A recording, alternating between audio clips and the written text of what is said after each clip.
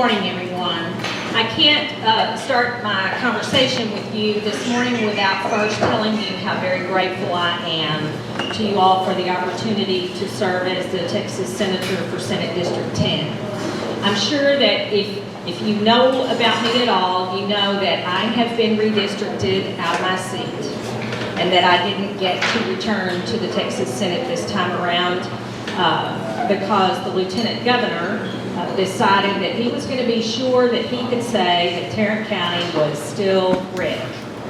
Well, I'm going to tell you, in order for him to be able to say Tarrant County is still red, he had to take my Senate seat and shove it all the way to Abilene to the west and all the way to Brownwood to the southwest in order to be able to get enough votes to take this Senate seat away from me. And really more than away from me, away from you. I tell people all the time, as sad as I am to not be going back to the Texas Senate, Tarrant County and all of Fort Worth should be devastated by it because we have been denied the representation that we so deserve in Tarrant County and in the city of Fort Worth. The city of Fort Worth and Tarrant County have two senators now that don't live in Fort Worth. We're the 13th largest city in the nation. We should have a Texas senator.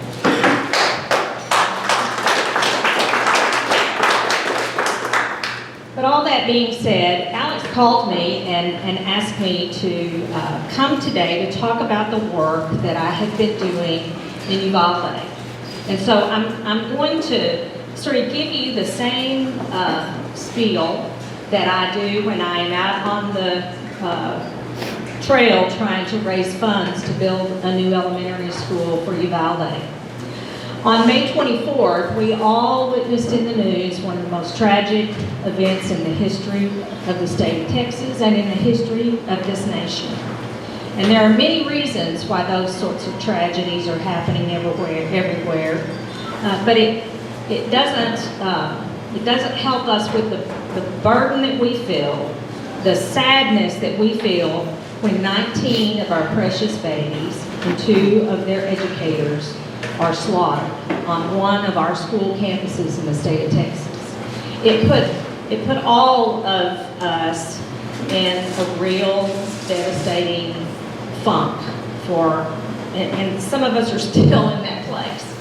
I sat for a few days trying to deal with the tragedy, trying to understand the tragedy and trying to figure out what we can do to help the children and the families of Uvalde heal from this tragedy, if that is ever possible.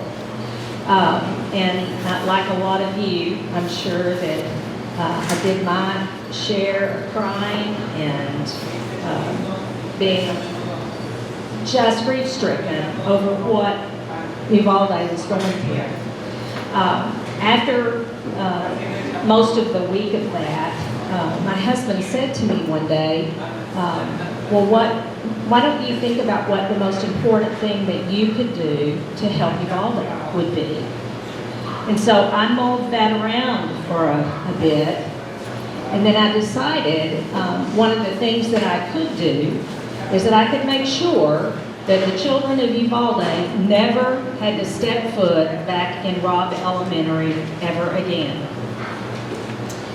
And then I began to kind of think, how would you put a project like that together to make sure that it could happen first in a short period of time, that you could get enough money to build a new elementary school, and so who would be my partners?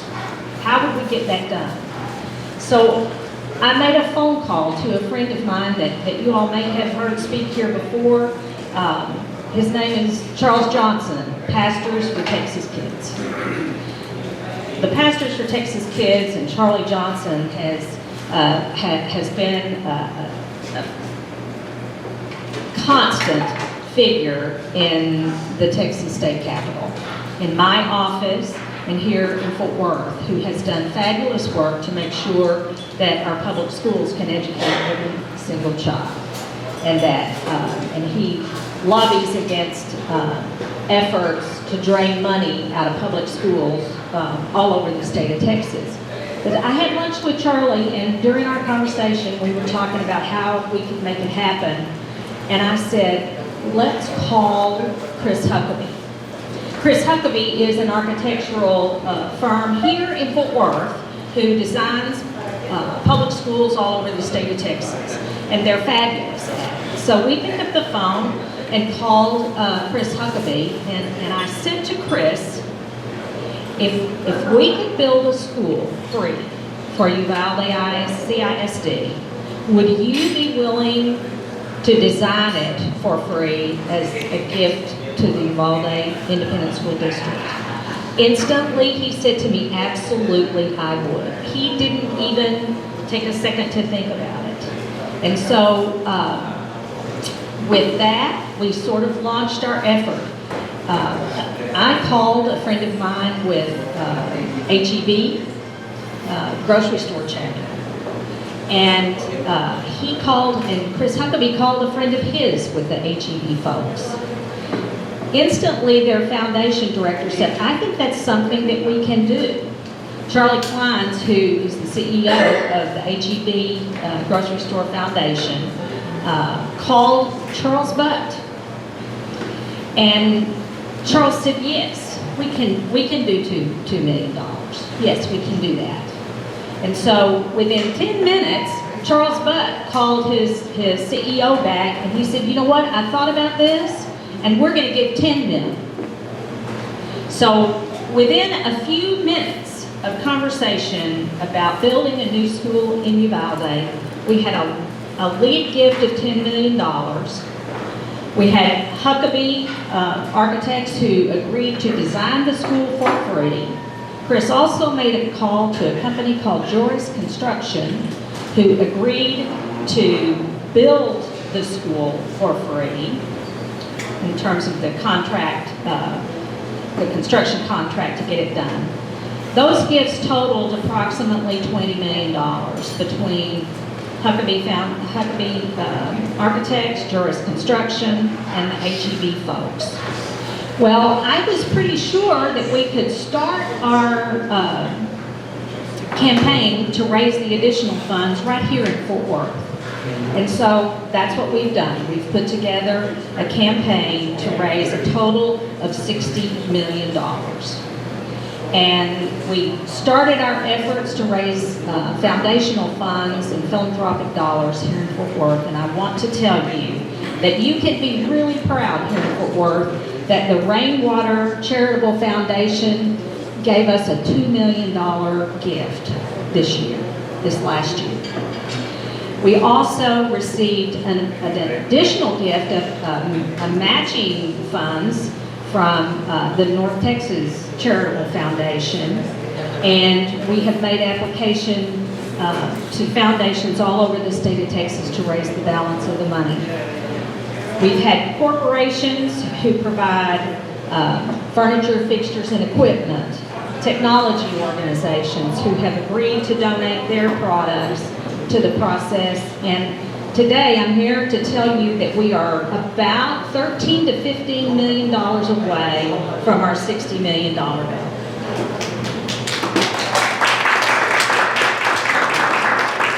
I asked Alex to help me pass out some of the one-page brochures that we use when we're on the campaign trail to raise the money.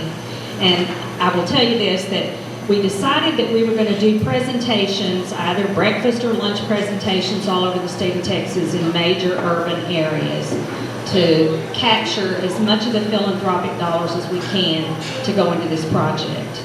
We started here in Fort Worth with our first meeting. We moved to Dallas the next day and did a meeting in Dallas. In Dallas, what they said was, if you think you can raise $5 million in Fort Worth, in Dallas we can double that. So we plan on holding them to it over there in Dallas. We also have meetings scheduled for Houston and Austin. We've been to San Antonio. We're going back to San Antonio again to make sure that we can meet the needs of a community that is devastated in their grief. There are some things on the table that will show you what our timeline is. We hope to have the funds raised by the middle of April. We think we'll have that portion of our campaign completed by April. We have a new site for this new school. This school is going to be a third larger than most elementary schools are about 80,000 square feet. This one's going to be about 120,000 square feet. I would say that we usually build elementary schools in neighborhoods and they will hold about 600 to 650 children. This school will house 800 children. It will also, their model is a little different than most. It's kind of linear. And so we will educate 2nd through 4th graders in this school. So that's a little bit about what we're doing. The school has been designed using a trauma-informed process that has involved all of the community, the business leaders, the school leaders, teachers, parents, kids, employees, and staff of the district to design a school that meets their specific needs. We've made sure all along the way that we have respected the trauma that this community is going through, and believe me, it's tremendous. We're in the schematic phase of the drawing. We're conceptually approved. The site is selected, so we are well along the way to start construction on this school in June or July. And we hope to have it completed by October of 2024. So I'm here today to tell you also that we have a grassroots effort as well. We will be launching our grassroots efforts here in the first quarter of this year on social network everywhere, but there is a website, and you'll see that, I think it's Uvalde CISD Moving Forward Foundation. And you can go keep up with where we are in the process, what's going on. Lots of pictures about of our design process showing the involvement of the community, and we hope that that we'll have a huge effort that comes from our grassroots campaign here in Tarrant County. You make me so proud. I'm so thankful every day to be involved in this project. I couldn't think of anything more meaningful to do with my time in this moment in the history of the state of Texas. So thank you all for the opportunity to come talk about it. Alex says if you have any questions, I'll be happy to respond to those. Yes, sir? I have a question.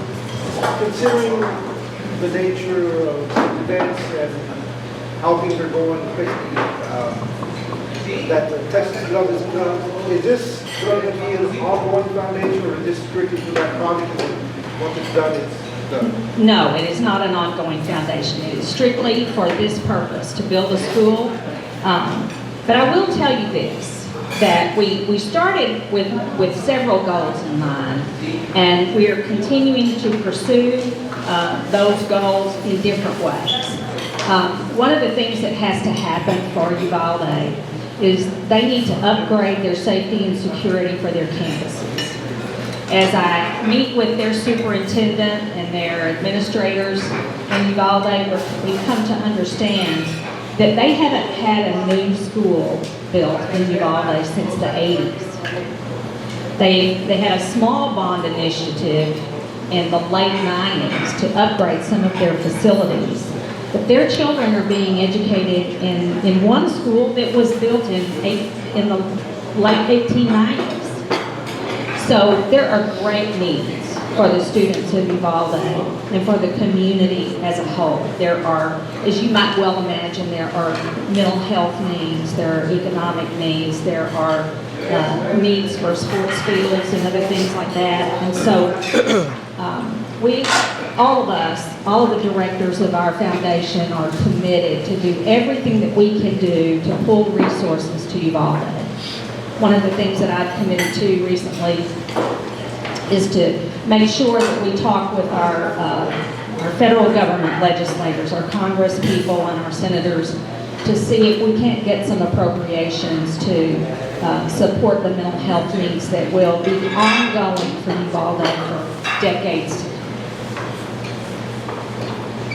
Any other questions? I just really to follow because part of my question entails whether or not is there preparation for another event. Right now, there are 36 DPS officers who are assigned to Uvalde to be sure that they keep everybody safe during the coming year. At the end of this year, we will, I'm sure, analyze where we are.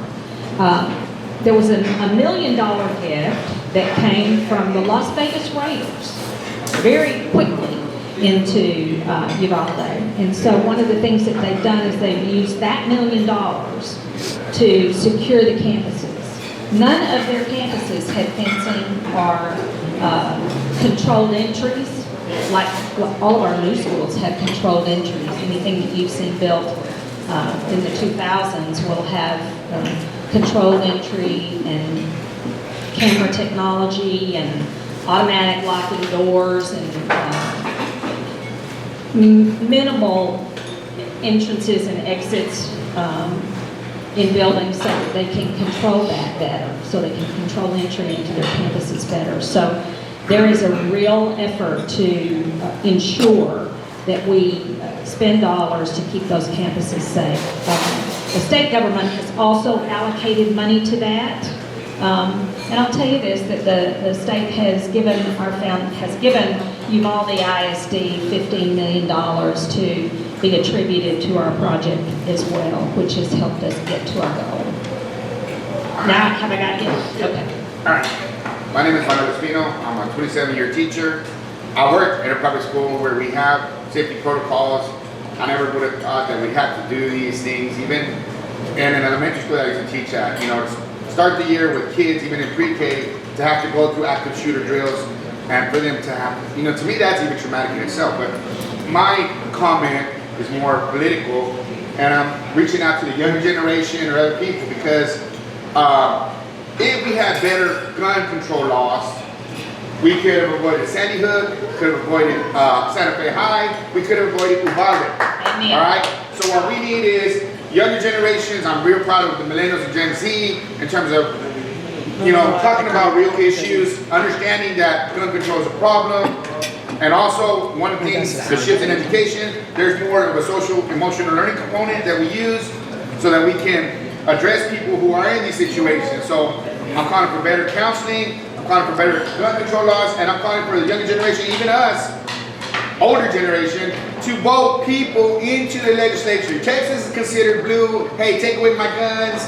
What is it? Don't tread on me, over my dead body. No, we can have sensible gun control laws and provide money for mental health so we can avoid this, because it's going to happen again, whether it's in Texas or some other place. And so that's what I'm calling for. That's my comment. And let's just pray that we can avoid these as long as possible. Thank you. Well, thank you for that. I will say this, that one of the most devastating moments for me as a Texas senator was the day that we passed permitless carry out of the Senate.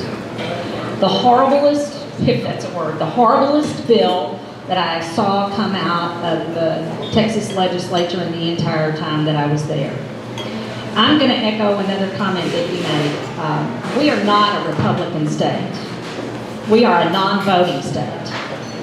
And I think it's incumbent on people like you who care enough to be in this room today to be, get up on your soapbox every chance you get, just like you just did. Because it is critically important that we get populations out to vote who are most likely to vote for democratic issues. I hoped and I prayed in this last legislative session that we would elect at least 1 or 2 statewide Democratic leaders. Because in the state of Texas, we need balance. We devastatingly need balance. And until we get it, we are going to continue to see the lousiest legislation come out of the Texas state legislature that you can possibly imagine. And you can see it in Dan Patrick's legislative agenda. You can see it in the governor's legislative agenda. And the only way to solve that is for us to hold them accountable by getting some Democrats elected statewide. When we do that, when we become a voting state instead of a non-voting state, then you are going to see common sense gun regulation. You are going to see common sense public education legislation. You're going to see a $35 to $37 billion budget surplus be invested in infrastructure, be invested in educators, be invested in public health care. That is the only thing that is going to move the needle for common sense legislation across the state of Texas. And that's getting everyone to the ballot box when it's time to elect our leaders.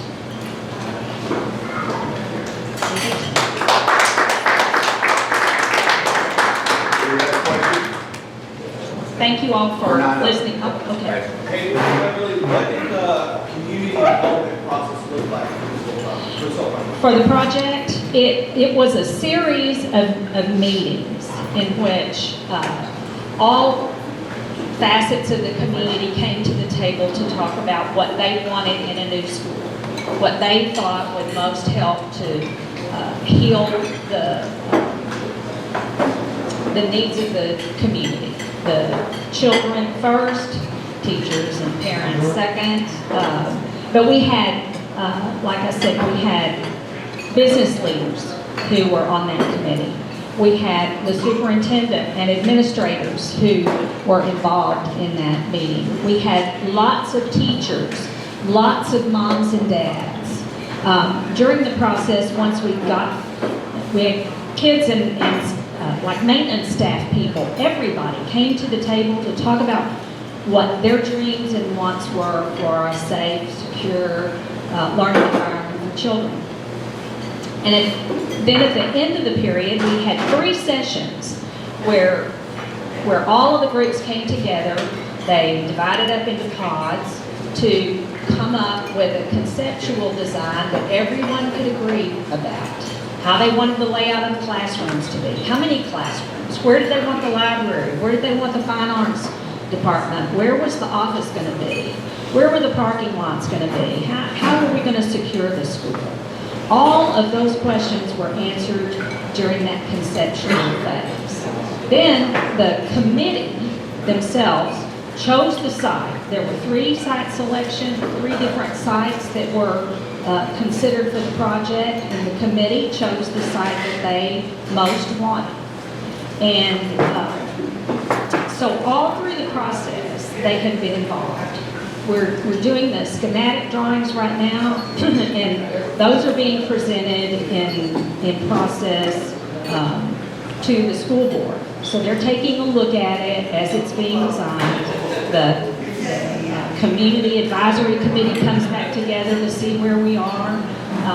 So this is a school that we call it Uvalde Design, Texas Built, because we believe, we're so sure that this is going to happen, that we wanted to be certain that the school was what they wanted, not what we wanted. So we haven't contributed any thoughts or ideas, we just watch it roll out so that they get what they want. And my second question, do you have some of this material on that? You know what? I don't, but we can certainly get it. We've had that conversation. These are the documents that we take around to the foundation. So that's a good point. We probably need to get that website. I will take that back. Thank you all again so much. That's wonderful. Again, this is a lady that advocates for kids. I mean, just forever she's done that. And our school district needs help. You know, but I think we have things in place that Fort Worth ISD, I can see it starting gain momentum and get better and better and better, where our kids are going to be reading at the grade level. One thing I would ask you to do, if there's something good that's happening that you know about at a 4th ISD school, go to a board meeting and tell the superintendent, tell the staff, tell the teachers what a hell of a job they're doing. I happened to go to a school board meeting the other day. Remember, we raised the money for Roxanne Martinez and the soccer team, and I had the last check, and I was going to get there early so I could enter the check and leave. But I got there, I thought it started at 6, but it started at 5:30. And it was crowded, and I barely found a seat, so I sat down right in the middle of this big crowd. And for 2 hours, the public comments, they had signs for our new superintendent to resign. She's been here 2.5 months. And they were talking about everything but helping kids. And I was right in the middle of them because that was the only seat left. And when the president finally said, our last speaker, I started clapping. And I said, about time. And they were like, what the? Who are you? And I said, well, I'm tired of hearing you guys. I mean, I get it. You don't like it, but, do something about it. We got to tell the teachers that they're doing a good job. They are. We got to tell the administrators they're doing a good job, because they are. I had a meeting with the superintendent yesterday.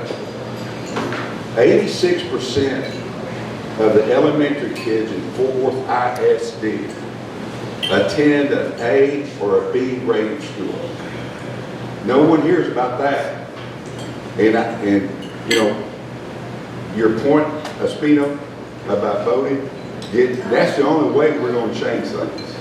Is we've emboldened some of these, and they're entitled to their opinion, but we've emboldened them, and the only way we can take this city back, take this state back, is for us to vote for people to have balance.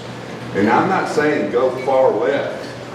I'm saying bring everybody to the middle, and let's talk about things that will help the city, help the state. So this group can do it. Now with that, what I'm saying about our school is in the right trajectory. We have a young man here who grew up in one of the poorest zip codes in America. They call it Segundo Barrio in El Paso, Texas. One of the poorest zip codes in America.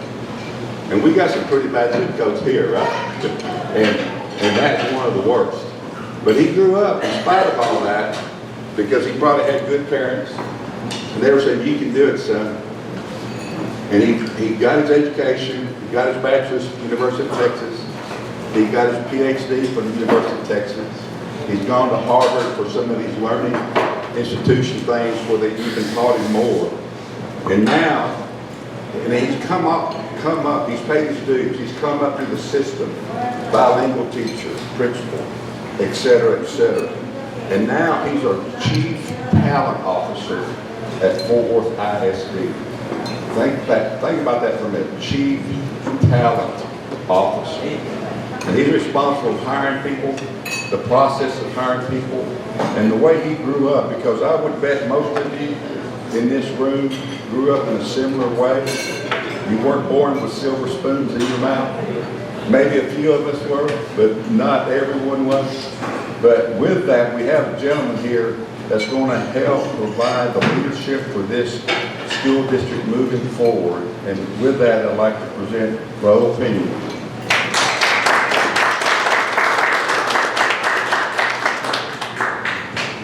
Thank you, Alex. Buenos dias, good morning. So I grew up in El Paso in the 79901. You can Google that, and it's top 5 poorest zip code in the nation. And so with that came a lot of challenges, but some actually very fond memories. So I'd like to start off with my why. Why am I here? One of those whys is Josefina Mendoza, my first grade teacher, who not only taught me, encouraged me, and I still actually have some of these wooden dinosaurs that she would incentivize me with for performing well in her classroom. When I received my bachelor's at UT, she sent me a check, and I made a photocopy, and I still have it, of $400. So you can see, 20 years later, she still remembered me, and I still remember that. I also remember my first male teacher, Mr. Castro, in 5th grade. And so all those are very meaningful to our students. And so that drives me every time I go to work to make sure that we're doing the best for our students. And so the reason I'm here is, thanks to LULAC for inviting me today, is to talk a little bit about Fort Worth ISD and our purpose and our why. As of today, we have about 77,000 students enrolled. 65% are Latinos, 21% are African American, and about 11% are white. All of our students are important to us. We also have about those students that are 65% Latino, about 35% are emerging bilinguals that need bilingual services, require bilingual education. As of this morning, we have 197 teaching vacancies, which compared to the 5,000 teachers that we employ here in Fort Worth ISD is not relatively bad, but it's not all right. It is not okay. We have 21 bilingual teacher vacancies as of today. We have 45 special education vacancies throughout our schools. And mind you, we have 143 schools. So on average, we have about 1.5 teacher vacancy per school, which we can do better. The biggest challenge, as you may have heard throughout the country and here in Fort Worth, is the post-pandemic of COVID. It's really reset mindsets, reset a shift in mindset, and a lot of hybrid opportunities that are coming up in other markets that are attracting people to other jobs and other opportunities. So it's been really challenging to do that. I was charged with rethinking the way we do business in Fort Worth. Prior to my role, I was overseeing elementary schools, and I was charged with creating systems and a robust hiring incentives for recruiting, but also retaining our best teachers. We know that the best people in our district live in la comunidad. We don't want to go far away and bring people that might not stay. We want to bring in people from inside the community. So I'll share a little bit about one of the flyers that I'll share with you that I shared with most of you that got here early when I passed them out, the numbers of what we're compensating people with. And so maybe we can go there so I can give you start with that. In the back that I shared with you, there's this flyer that's very colorful. And we'll start off with the back. How we compare, not just in Dallas, but the whole Metroplex. This is the whole DFW Metroplex. You can see in yellow where we stand. We're in the top 5 in every area across the Metroplex. We are paying the teachers here at Fort Worth at or above. For a 5-year teacher, we're only second next to Dallas. For a 10-year teacher, we're number 5. For a 15-year teacher, we're number 2, next to Arlington. For a 20-year teacher, we're number 2, next to Arlington. For a 25-year teacher, we're number 3. And for a 30-year teacher, we're number 1. And then the starting salary, of course, is very competitive. It's almost 60, 60, 60. There was a board in Crowley that said $60,010, just to offset the pattern there, but we're very competitive. If you turn that flyer around, I want to start off with the story of this teacher. She's actually a teacher at Oakhurst. This is a real picture. Minimum starting salary at $60,000. Anyone that signs up to teach with us by May 1st, by the way, the research is very clear. Where do the best teachers come from? They come early. And that was one of the biggest challenges that I've addressed. Is our secret weapon is hiring early. We were hiring in August, late July, and by that time, many of the great candidates were gone to Crowley, Burleson, HEB, all the other districts. So part of it was our system and our process in the district was a little bit slow. It was taking about 3 months to hire somebody. Unacceptable. And I'm still addressing some of those systems, but we've gotten a lot better. My expectation of my team is that we hire someone within 10 days, from start to finish. That's including bringing all the documents, processing, background check, etc., making sure that certifications are in place. And so, as you can see, our early commitment, if anyone that's hired by May 1st gets an additional $2,000 to say thank you. So those teachers will get a letter of intent saying thank you. You will have a job with us in Fort Worth ISD. The third one is our welcome home bonus. Anyone that graduated from any of the 14 high schools here in Fort Worth, guess what? Vente, and you'll get another $500. So anyone that resides and has lived here, we want to give them an additional $500 for saying welcome home. I heard somebody here saying, I might be working in Dallas. Well, come on back and we'll give you $500. Bilingual, for being bilingual, we'll give you an additional $5,000 for having that certification. And again, they get their yearly $4,000 stipend that's already been in the district. The $5,000 is a one-time sign-on bonus. And so for that first year, that teacher would make $71,500. The other thing we're doing with current teachers to show our appreciation is this year, our board approved the $1,000 retention bonus. So all employees that return back receive the $1,000 in December. And then also from my department, what we're showing teachers is if you refer a teacher from another district, we'll give you a referral bonus of $500. So we're giving referrals up to $4,000 to any teacher. So refer as many teachers as possible, and we'll give you an additional $500 as a referral bonus to say thank you to our teachers that are bringing in other colleagues and friends they might have in other districts. So that's another thing we're doing. Our vacancies, as I shared earlier, the highest needs are in special education. And that's throughout the country and throughout the Metroplex for sure. I talked to my peers in Dallas and they're experiencing the same shortages in that area.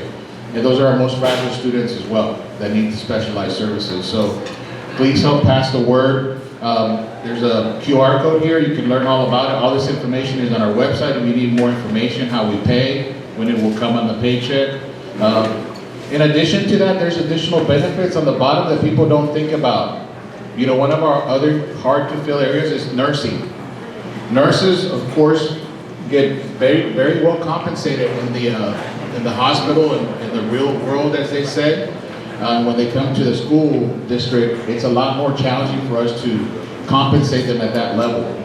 And so what we demonstrated is their daily rate, because they will only work 187 days versus their harder schedules that they work in the hospitals and other health systems that they work in. For the most part, there's no weekends for nurses, and there's also no night shifts as they usually experience again in the real health systems out there that exist. So please pass the word as we attract nurses to support our students here in the district. And then we have a lot of employee perks available for our teachers and employees throughout the district. One other thing that I'd like to say is we're also part of Cohort D with the state. If you want to search this on your own, it's called the Teacher Incentive Allotment, TIA, and that's coming from the state of Texas, from the Texas Education Agency. In a nutshell, it's compensating teachers for performance. So those teachers that are rocking the boat, you heard Alex Jimenez say earlier, we're closing the needle on making sure that students are reading at grade level. We can only accomplish that by having great teachers in front of those kids as well. So teacher incentive allotment is doing that.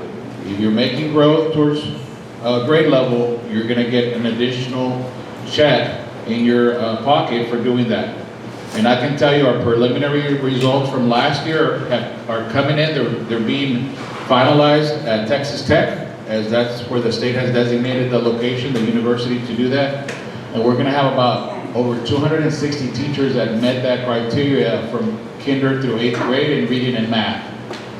We have a teacher right now that is gonna get an additional $11,000 on top of her paycheck for improving her reading scores in her classroom. And that's really what Fort Worth is focused on, is making sure we're compensating teachers for making sure that kids are reading at grade level, math, science, because we know when they graduate, the real world's not going to be very forgiving, and they need to go into college and be ready to give back to themselves and to their community. So that's where we are today.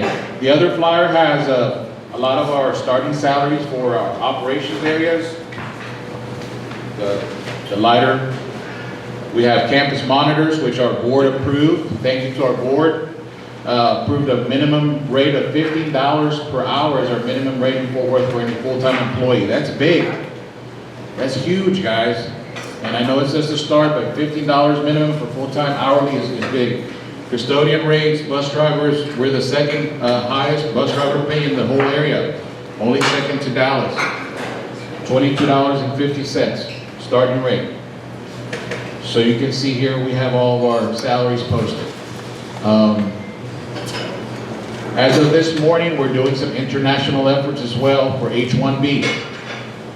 As of this morning, 2,256 international teachers have signed up for an informational Zoom event, virtual event that we'll have, to let them know how they can be a part of Fort Worth ISD in those high-need areas. We were looking for bilingual, then we're going to be making sure that they're well certified, degreed, qualified, and if they meet that criteria and are committed to being a part of our community, then we will work with our principals to make that happen for them and incentivize them with an H-1B. The other incentive we have is if you're a teacher assistant or you have your bachelor's degree and would like to get certified to become a teacher, I went through that. My degree is in business. I used to work, my first job was actually at JCPenney corporate office over here in Plano. I was a clothes buyer for JCPenney. And I did career day one time in a classroom and I had a change of heart and became a teacher. To become a certified teacher, it usually costs about $5,000. We'll pay for that. If we have anyone that comes to us and says, hey, I have a bachelor's in business, I have a bachelor's in sociology, I have a bachelor's in psychology, but I'd like to teach. We will pay for that with Region 11 here in Tarrant County.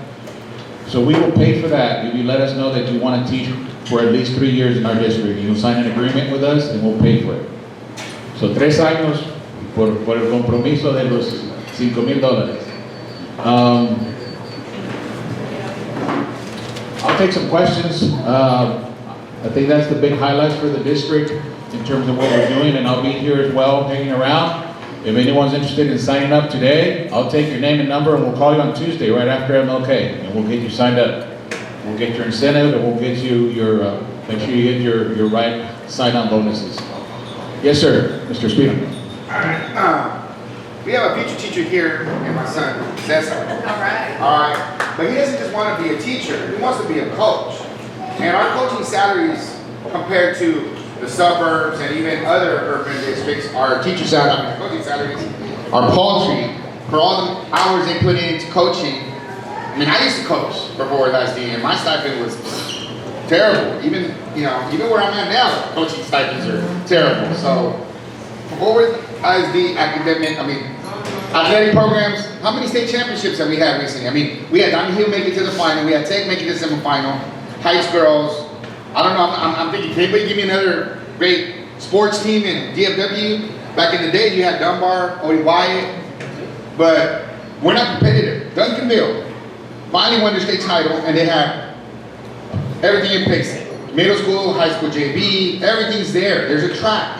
I don't know how we can improve the quality of our athletics, but also keep quality coaches. And I know that Fort Worth ISD coaches put in the time, because I was an athlete, right? But how do we get quality coaches and quality results in academics? How are you going to get him to come and coach where he can probably go somewhere else and make more money and get, better players probably that have been going through the pipeline? So that's something altogether different.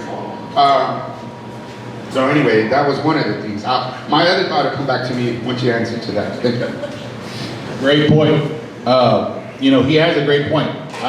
In my department, I also have compensation for the district, and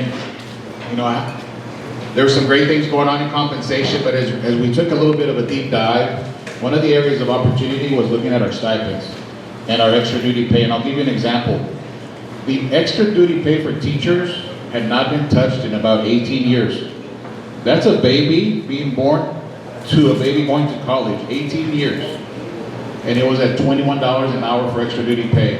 We addressed that last year during our review with the state, and it is now at $35 an hour where it should be compared to other districts. looking at our other stipends, there were some adjustments made this year, so Mr. Espino, you should have seen a little bit of a change in a lot of the athletic stipends, but it's under continuous review for this year, because in one budget cycle, it's hard to really make up for, like I said, multiple years of no increase in certain areas. And so we're taking another deeper dive into our stipends. And then they're not just in athletics, they're also in academics, they're in fine arts, they're everywhere. And so he has a great point, and because some of our, not just athletic departments, but fine arts departments, music, they spend a lot of hours on the weekend as well. JROTC, you name it, electives. So very well stated, thank you. Other questions? Yes, sir. Yeah. How would you characterize forward IP's efforts today? It's been rough. How would you characterize FWIP's efforts to date? Has it been rough, getting what you need, meeting your goals, or? So my best response to how do we fare, I guess, compared to other districts is, in talking with Dal, is looking at Houston. We started off the school year with an average of about 121 teacher vacancies, which was about an average of 1 teacher vacancy per school, which is not, again, acceptable, but it was actually better than most. Houston had 800 vacancies when they started. Dallas was actually doing fairly well as well, about the same as we were. Right now we're at 197. We're experiencing a little bit of turnover in some of those high needs areas and working with our specialized students like special ed. And so that's an area of opportunity. How do we incentivize or ideas for retention of those teachers? But again, this post-COVID pandemic has really created a mindset shift, but we're actually doing fairly well when you compare us to some of the other school districts out there, and we're going to continue to push. We will be on Friday the 20th, we will be at the U.S. Naval base here at Fort Worth recruiting. So we're targeting every university. It's on our books.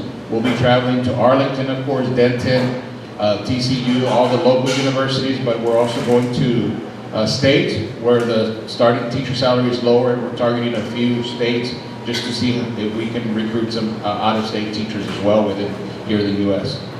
And continue to incentivize teachers being here and staying here is really the main focus. And our new superintendent, Dr. Ramsey, is very interested, and we're working together to make sure that we're incentivizing and compensating teachers for their work, especially those that are making a big impact on student achievement. Other questions? Great question. Yes, sir. Is there some kind of graph or something that you have that, say, in the last 5 years, we can see the difference? And talking about retention, right? So what do the incentives look like that teachers got 5 years ago, 3 years ago, compared to now, and also compared to the other school districts? And then on top of that, what does that look in comparing in our school districts with those like charter schools and dual language schools, and how they compensate to incentivize? Great point.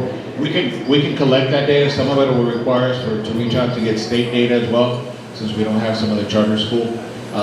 My basic, for my comprehensive information, I can tell you charter schools a lot of times have a little bit of a higher turnover rate. Their salaries are not as competitive, and the demands of a charter school teacher, those that are performing very high, are very demanding, because they are asking their teachers to do their best. And so we usually get a lot of charter school teachers come to our system because of the workload that they usually have at the charter schools. And I'm talking about high-performing charter schools, because not every charter school is high-performing, just like not every public school is high-performing. Okay, I remember what I was going to say. Since you said a large part of your population are in bilingual education, but even a higher population of your scholars are English language learners. What that means is these kids, they grew up with the primary language being Spanish, and they were not at the proficiency levels in English. And a lot of those parents opt to not have their kids either in ESL or bilingual education. We have kids in high school, middle school, who are still considered English language learners, who have now passed all 4 domains: reading, speaking, writing, and listening in English. They have to score advanced high on all 4 domains to be out of this program. And one of the big problems is the parents, when you have kids that speak language Spanish at home, and that's their first language, the best path research shows is bilingual education, where they can learn to read, which is easier than Spanish. My 2 kids started off in bilingual education. Yeah, we're having kids going in sink and swim, no English support at home, and they're in English classes, okay? And every year, these kids who do not pass their STAR, and every year they're supposed to be offered by the state summer enrichment opportunities. Now, I've taught summer school, and some of the summer schools were a joke. Okay, this year I taught summer school for charter school. We got results because also kids who fail their STAR, and of course, they get an opportunity in July to make up the test. All right, so our district pays big bucks for our summer school. So I ain't coming back to Fort Worth. I'm making big bucks in a charter school, and he's right. It is demanding. All right, but we need to have some better summer programs because the research shows that these kids over the summer forget stuff, especially after coming from the pandemic. And instead of teaching and going on with the other stuff, like suburban schools can go on with the next TEKS, the next objectives, we're doing remediation. We're going back to the last quarter, last 6 weeks of the grade before. And that's why we keep falling behind. We need Bible, great summer programs. We need to promote bilingual education when people don't have English support at home. And, you know, those are the things. And yes, putting money in bilingual education is great, but we also need to work in those summer programs. Thank you, sir. I'll close with this because I think my time is up and we need to hand over the mic. Dr. Ramsey is in the last stages of her listening tour. She's listened to teachers. Thursday, she listened to principals. She's listened to community members, Mr. Jimenez and others. And so she'll be coming up with a very robust plan to address some of the things that you just shared. So all I have to say is more to come soon. And you'll see a revitalized academics plan and a focus on instruction and to make sure that our city is thriving where it needs to be as being the 13th largest, as it was mentioned earlier. So we will represent and we're moving in a good direction and we will need your help and collaboration as well to make sure we're successful. So thank you very much. And yes, ma'am. I have a question. You brought up academics. And where do we stand in the race right now in academics? Top 5% for salary. Where are academic levels? What do they grade? So as a district, we're B-rated. We're an 81 rated school district as of this school year. It's moving, as Mr. Jimenez shared earlier, we're moving in the right direction, but we need to be more intentional, especially in our higher need schools. From my department is how do we keep great teachers there? How do we incentivize great teachers to go to these schools, especially in the east, south side of our school district where we have the highest need and revolving door. That's the big problem is the revolving door of teachers too in our highest need schools. If you were to look at our vacancies right now, that's where a lot of them are. And even our substitutes sometimes hesitate going to work there. So we've got to incentivize our folks to say, we need you at these schools where you have the highest need, and we'd love for you to stay there, at least give us a commitment of 2 to 3 years so there's some stability there as well. So can you tell me how that rating is? Like, what would be the highest rating, lowest rating? So the state has a A through F accountability system. We're as a district, we're a B-rated school system at an 81. Now every school has their own rating that holistically adds up to the 81. So we would have to go through the 143 schools individually, and I can sit down with you. We can connect, and I can show you where to find that information publicly or in our system, so you can have that at your fingertips. Absolutely. Thank you very much, guys. I'm going to hand it back over. Thank you very much. Gracias. You're gonna be here for a while, I'm right? going to be here for a while. I'm going to make sure this man has a job right here. Well, we need to talk some more offline about how we can help. Look, I'm not an educator, but I can damn sure read. And I learned how to read probably when I was 3 or 4 years old. But let me put it to you this way. I'm an engineer. I work for one of the biggest electric utility companies in America. It's a top 90 Fortune company. I bought planes, I bought buildings, I dug holes when I was 17 years old. But what I look at things, and I tell people I'm country. I grew up in a small town.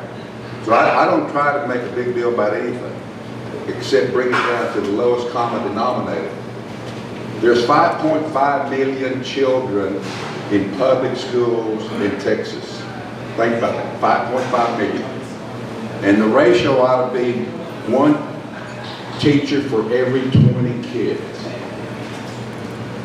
If you do the math, let's say that's roughly 300,000 teachers that we need in Texas.